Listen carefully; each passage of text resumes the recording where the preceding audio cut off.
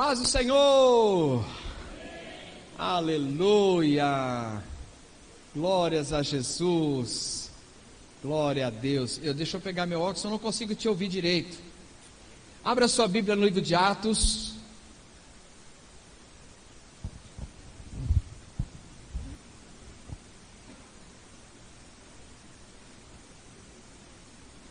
Atos capítulo 10. Quero meditar com você um pouquinho do verso 1 ao verso 20.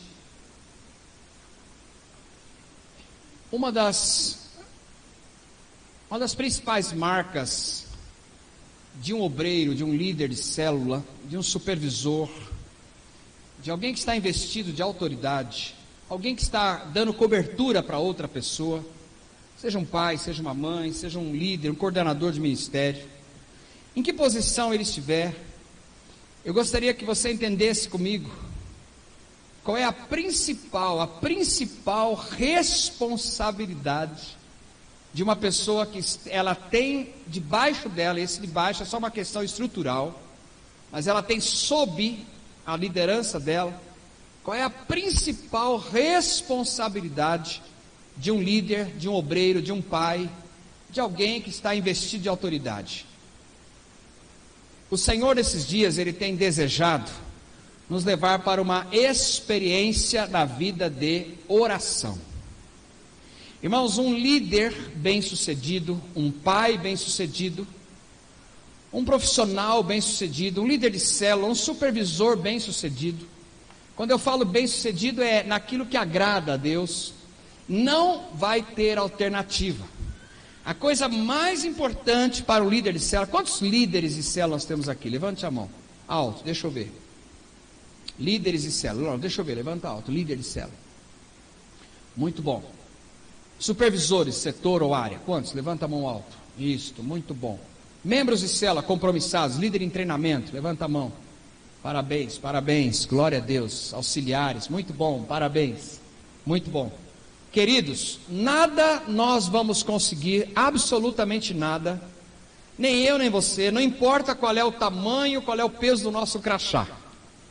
Nas coisas espirituais, na posição de liderança, nós só vamos conseguir fazer a vontade de Deus se nós formos dirigidos pelo Espírito Santo. Amém? Não há como. Talvez lá eu fiz engenharia, eu consigo, hoje eu talvez não consigo mais, mas eu era apto a fazer um projeto de engenharia devido à minha formação. Hoje já mudou tantas estratégias, tanto software, que acho que hoje talvez eu não conseguiria mais, não sei. Então você, coisas técnicas, você pode, ele faz mídia, marketing, o outro ali é coordenador de projeto, a outra é professora, o outro é professor, outro é engenheiro, o outro é contabilista. Irmãos, nós temos a técnica estudada nas ciências, a gente consegue executar tarefas naturais. Ali tem advogada, outro administrador, ok, sem problema, outro engenheiro civil, não há problema nenhum. Outro é um pedreiro, outro é um cara que trabalha com isto, com aquilo, com vidro, com elevador, com tanta coisa bacana. Porém, nas coisas de Deus, não vale a técnica humana. Porque se Deus não operar e não realizar aquilo que a gente está se movendo, se Deus não executar, não haverá resultado humano. Então, se um líder de célula, um supervisor de setor, um supervisor de área, um pastor, um pai, um dono de um pequeno comércio, eu não sei, não importa, ele não vai ter sucesso naquilo que Deus quer fazer se não tiver uma intensa intimidade com o Espírito Santo. E a vida com o Espírito Santo é uma vida de oração. E o Espírito Santo, ele que tem condições de conduzir todo o propósito que está no coração de Deus. Alguém está aí comigo? Eu ouvi uma frase de um pastor da África, o nome dele é Joshua, o sobrenome, e ele disse: a tua vida de oração aquece a tua fé. E a tua fé aquece o teu relacionamento com Deus, porque sem fé é impossível agradar a Deus. Então veja, o inimigo não precisa nos jogar contra Deus, mesmo porque ele não vai conseguir fazer isso.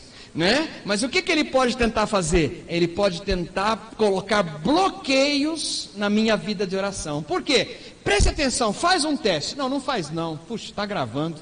Mas fica 10 dias sem orar para você ver como você vai chegar aqui no domingo no culto.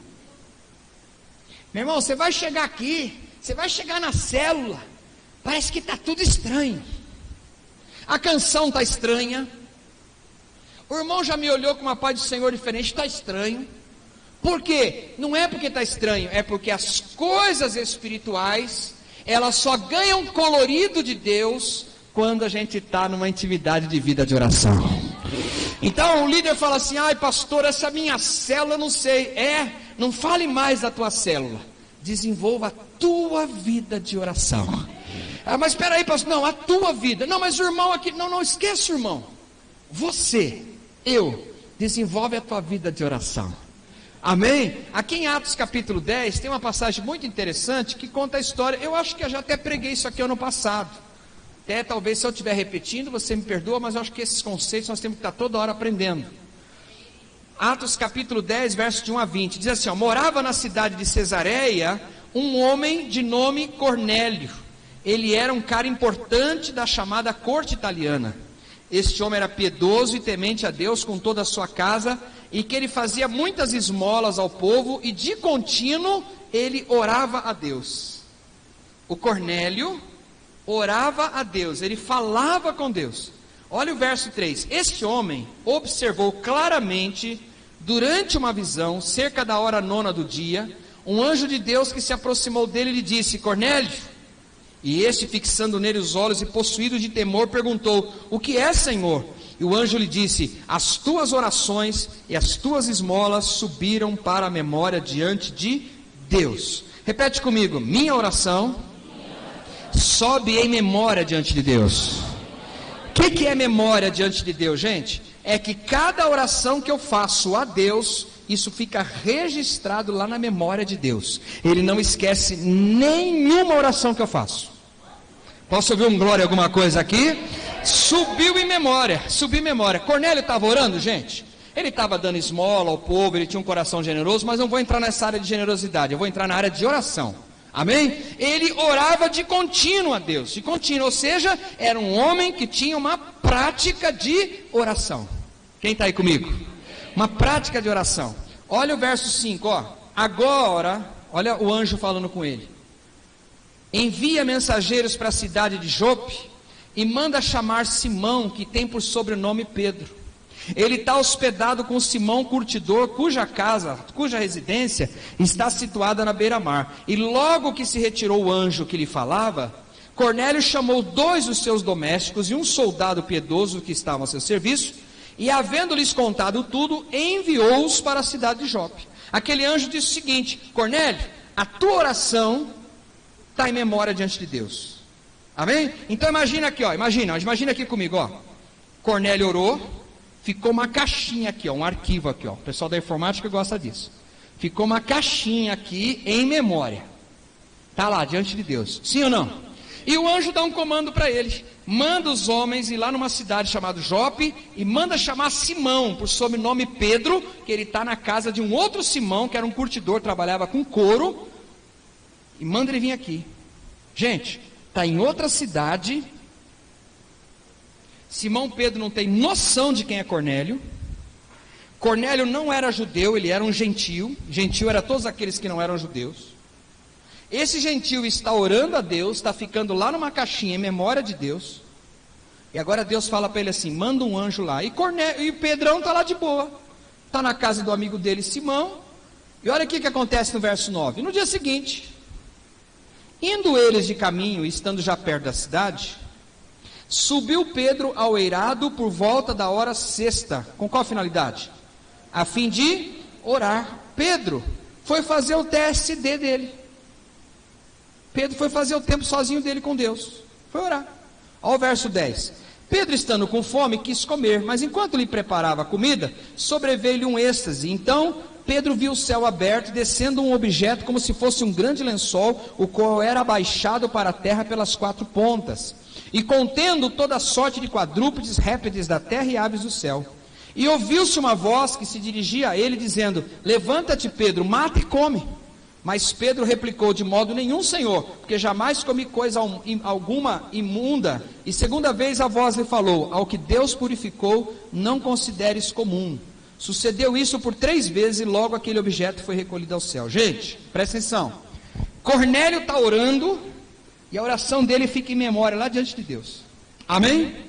O anjo fala para Cornélio: Cornélio, manda algumas pessoas lá na casa e procura Simão Pedro. Simão Pedro, irmã, não está tendo nem noção de quem são esses caras, está em outra cidade. Imagine agora imagine nesse momento alguém, está lá em Campinas orando a Deus, falando assim: Deus, move alguém, Senhor, eu estou orando. De repente vem um anjo e fala assim: vai lá, na rua tal, número tal, porque lá tem uma célula. Célula? É.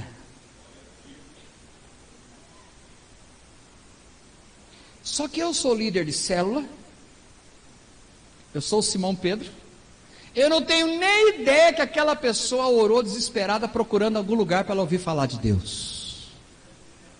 E está aqui Simão Pedro orando, de repente vem aquele lençol, tem aquelas aves que para o judeu era impuro comer aquilo, e Deus fala assim: o que eu purifiquei, você não considera impuro.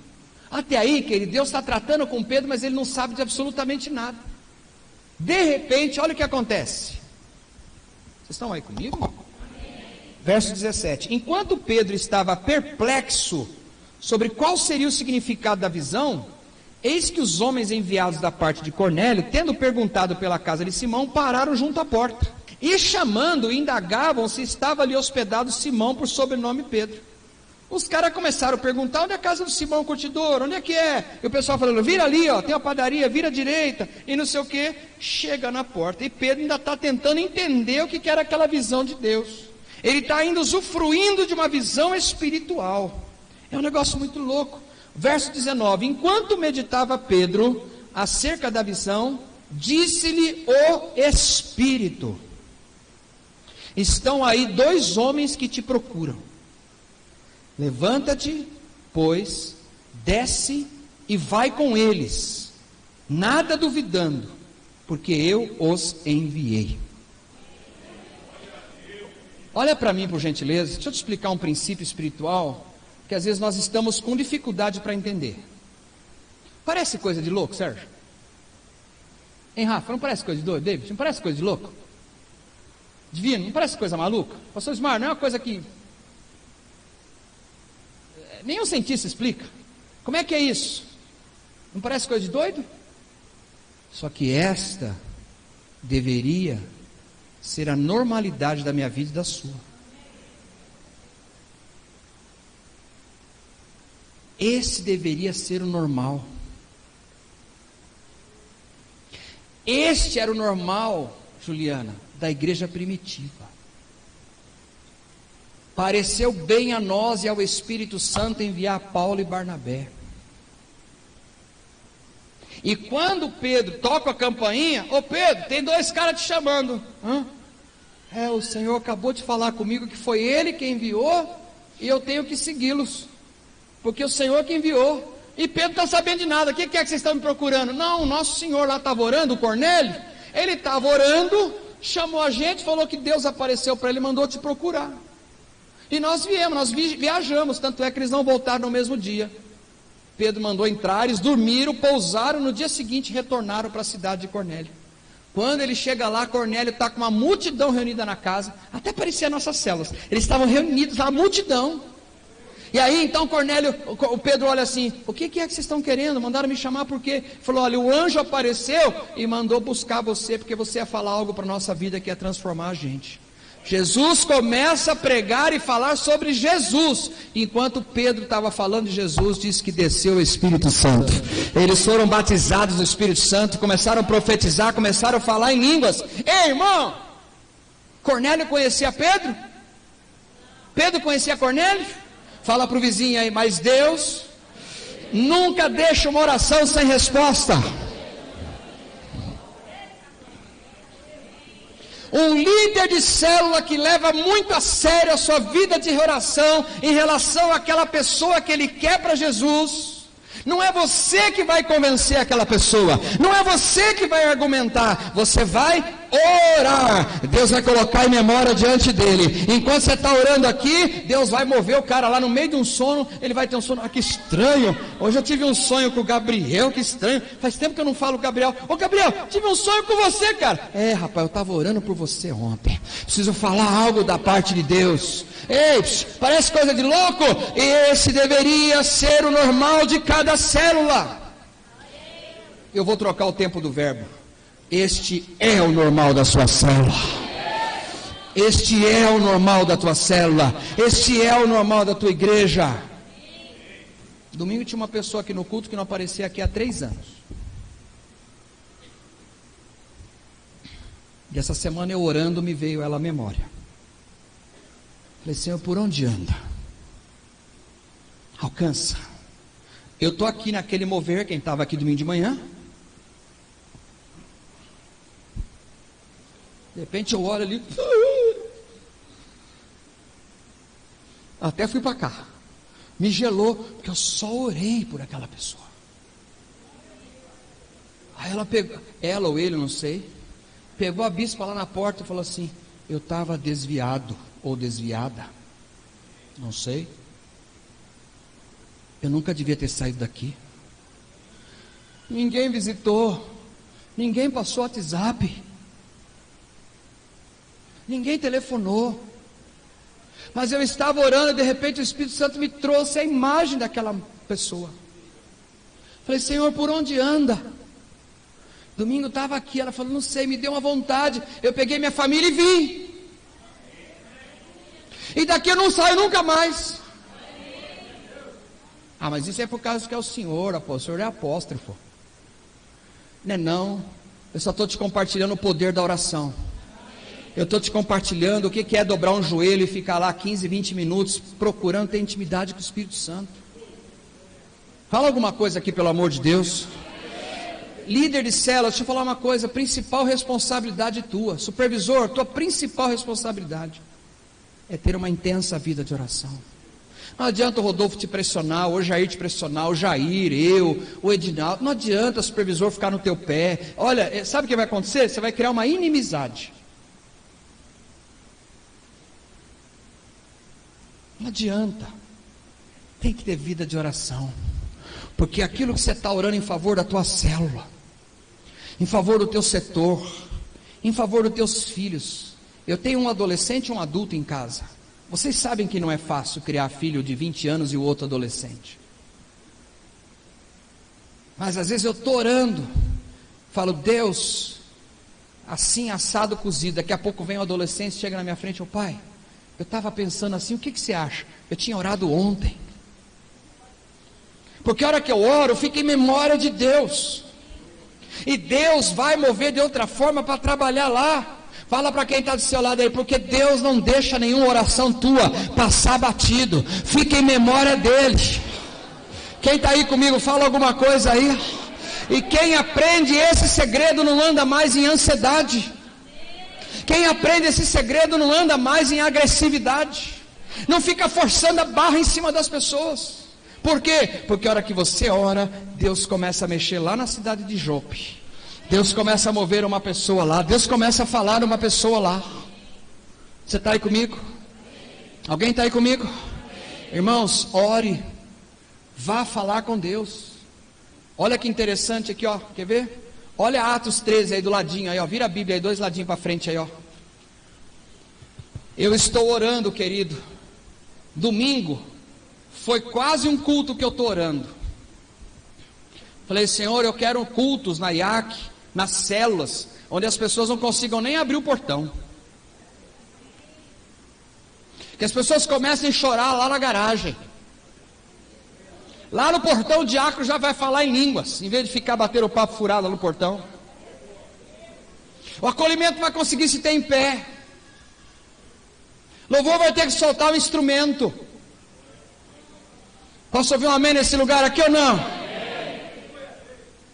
Eu estou orando e jejuando. Ainda hei de ver Vou ver gente passando na calçada, encostando o carro e falando: o que está acontecendo que eu preciso entrar aí dentro? O que é esse lugar aí? Esse lugar é onde a glória de Deus se manifesta. Não é que eu estava passando e eu vi aí, vocês vão chamar o bombeiro, está pegando fogo no telhado. Não, esse fogo aí não vai apagar com bombeiro, querido. Esse fogo não se extingue, ele não se apaga, é fogo do Espírito Santo, é glória de Deus, é gente brigando para entrar na tua célula, meu irmão. É gente que quer que você fala assim: ó, essa semana é véspera de feriado, vamos cancelar a célula. A hora que você falar de cancelar, a tua célula te joga pela janela. Vai cancelar nada, nós queremos a presença de Deus. Em Atos 13, versos de 1 a 3, havia na igreja de Antioquia profetas e mestres: Barnabé, Simeão, por sobrenome Níger, Lúcio de Cirene, Manaém, Colasso de Herodes, o tetrarca, e Saulo. Verso 2: e servindo eles ao Senhor, e jejuando, disse o Espírito Santo. Quem que disse, pessoal? Eles estavam servindo, orando e jejuando. Disse o Espírito Santo: separai-me agora Barnabé e Saulo para a obra a que os tenho chamado. Verso 3, o que está escrito aí no verso 3? Então, jejuando e orando e impondo sobre ele as mãos, os despediram. Meu irmão, bota lá o fulano na célula para quebrar um galho. Isso é Roma. Isso não tem nada a ver com a igreja primitiva. Quem tem que enviar alguém para estar frente a uma célula é o Espírito Santo. Aquele que o Espírito envia, ele capacita, ele unge, e aquela célula cresce e multiplica. Quem faz uma tarefa porque o supervisor vai pegar no pé, não faça isso com o Espírito Santo. Ele é muito gentil, ele é muito doce, ele é poderoso. Não faça isso. Por isso, querido, eu sempre falo, quem tem um chamado do Espírito Santo, ele pode até passar luta, mas ele não desiste nunca. É que eu estava pensando, pastor. Você já está pensando, já está errado. Porque quem é chamado não pensa, ele avança. Aqui, ó, servindo eles ao Senhor e jejuando. Servindo, jejuando, orando. Essa é a prática da igreja primitiva. Essa é a prática da minha vida e da sua vida, no nome de Jesus Cristo. Pastor, vivemos uma cidade caótica, vivemos numa cidade louca. Eu sei, mas nós precisamos arranjar tempo. Eu não sei que horas. E vou encerrar a mensagem só lendo mais um para você. Atos 16.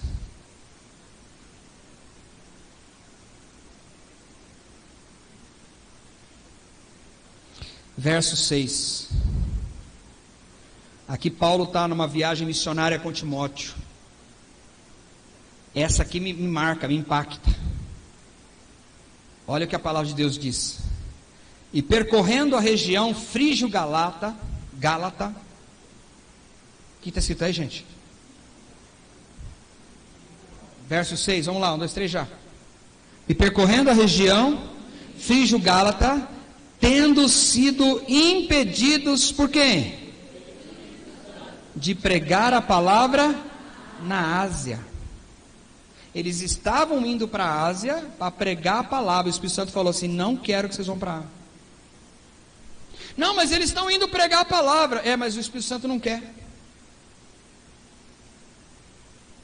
Porque a gente acha que tudo que a gente vai fazendo na obra, o Espírito Santo está dando aval. Não, querido, vai ter lugar que Deus vai falar: não, aí você não vai entrar. Aí você não vai manter uma célula. Nós não queremos isso, mas nós temos que estar sensível ao Espírito Santo. O Espírito Santo, ele se sente atraído onde há honra para ele, onde há reverência ao nome dele, onde há obediência ao nome dele, onde se ele falar para ir, vou brincar agora, tá? O pessoal do online não repara não. Falou para ir, nós vai. Já dizia o bom mineiro. Mas se ele falar para não ir, nós não vamos.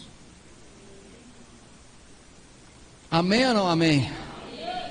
Eu estou sentindo que o Espírito Santo está me impelindo para liderar uma célula. Então vai fundo que essa célula multiplica em 6 meses. Mas se você está indo porque o supervisor está te pressionando, não vai não. Por sinal, não vai para lugar nenhum se o Espírito Santo não te falar. Porque senão você vai fazer no braço, você vai estressar, aí daqui a pouco você vai vir com a desculpa que você precisa ir para outra igreja, para ver se lá o Espírito Santo fala com você. Não adianta. Eu lamento profundamente. Não adianta. Não adianta. Não é o ambiente, é o Espírito. Alguém está aí comigo? Aqui ó, defrontando, verso 7, defrontando Mísia, tentavam ir para a Bitínia. Ele estava tentando ir, mas o Espírito de Jesus não o permitiu. E tendo contornado Mísia, desceram a Troade. Eles não foram. Paulo não entendeu. Fala para o vizinho assim, Paulo não entendeu. Fala para o vizinho, às vezes o Espírito vai te falar, vai. Tem hora que ele vai falar, espera. E tem hora que ele vai falar, não vai. Amém? Não tente explicar, só obedeça. Amém, queridos? Você está comigo? Olha, por ele ter obedecido ao Espírito, olha o que aconteceu no verso 9. À noite, sobreveio a Paulo uma visão, na qual um varão macedônio estava em pé e lhe rogava, dizendo, passa a Macedônia e ajuda-nos. Assim que teve a visão, imediatamente, procuramos partir para aquele destino, concluindo que Deus nos havia chamado para lhes anunciar o Evangelho. Eles não estavam querendo fazer um negócio bom lá, que é pregar o Evangelho? Sim ou não? Lá na Ásia, Deus falou, não, vocês vão para Macedônia. E por ele ter obedecido, ele teve a visão, e foi para caiu em Filipos. E em Filipos, nasce a igreja aos filipenses, e em Filipos, onde você vai ler que Paulo e Silas foram presos. Meu Deus, que visão do Espírito é essa, que leva o cara para uma cidade para ele ser preso depois, açoitado? Isso não pode ser de Deus. Eu fui para essa célula aqui que Deus mandou, mas só tem luta. Persevera, ora, jejua, continua, não desista. Você tem convicção que foi o Espírito que te mandou? Ele vai cumprir. A missão de um líder de célula, vamos ficar de pé. Principal missão, principal responsabilidade, minha e sua, é ter uma vida de oração.